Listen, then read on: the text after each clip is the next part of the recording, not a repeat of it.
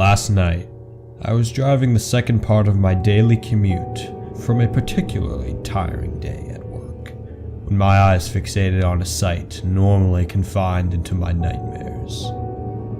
There was a clown in a blood-splattered yellow jumpsuit with a white, fluffed collar and a makeup-induced red smile sitting in a long chair, mere inches from the curb of the road, clutching a sizable knife in his right hand.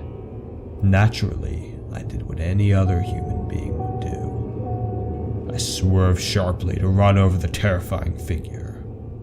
I've always, since at a young age, had problems with clowns. Not being able to tell whatever emotion they truly hold within their overdone makeup or grotesque mask has always left me unsettled.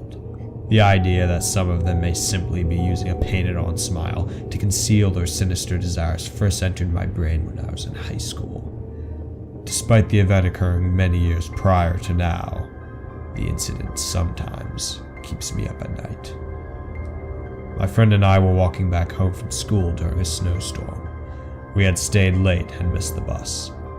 As we trudged across the snow sidewalks, a middle-aged man who identified himself as Freddy pulled up in his car alongside the curb and offered to give us a ride. Freddy was dressed as a clown, with a complete costume and all of the meticulous makeup. I politely declined his offer, much to my friend's chagrin. No more than a few minutes later, Freddy returned and said that we looked cold and tired, repeating his previous proposition. Again, I turned his offer down, undeterred by my friend loudly protesting my refusal.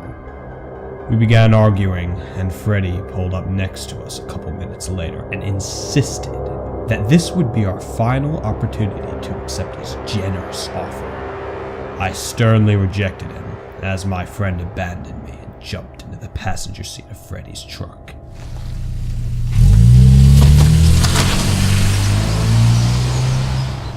I did not see my friend until 2 weeks later after the incident.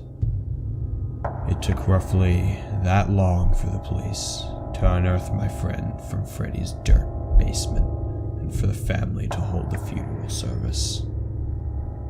I don't want to tell you all about the gruesome details of what he did to my friend, but let's just say that his casket was closed during the funeral. It was little consolation to my friend's family that a jury eventually ruled Freddy guilty of murder of my friend and many other children in the community, resulting in him receiving the death penalty. Last night, after I ran over that clown, I stared at his lifeless body and asked if he needed a ride. I stepped out of my car and cut the rope that had been bounding him to the lawn chair. Next, I tossed the corpse into my passenger seat and drove to the local cemetery. Upon arrival, I heaved his body into a freshly dug grave, grabbed a shovel that was placed alongside the grave, and began burying the body with the surrounding soil. As my tradition normally concludes, I muttered the same words I've repeated every single year on that very day. Happy anniversary, Freddy.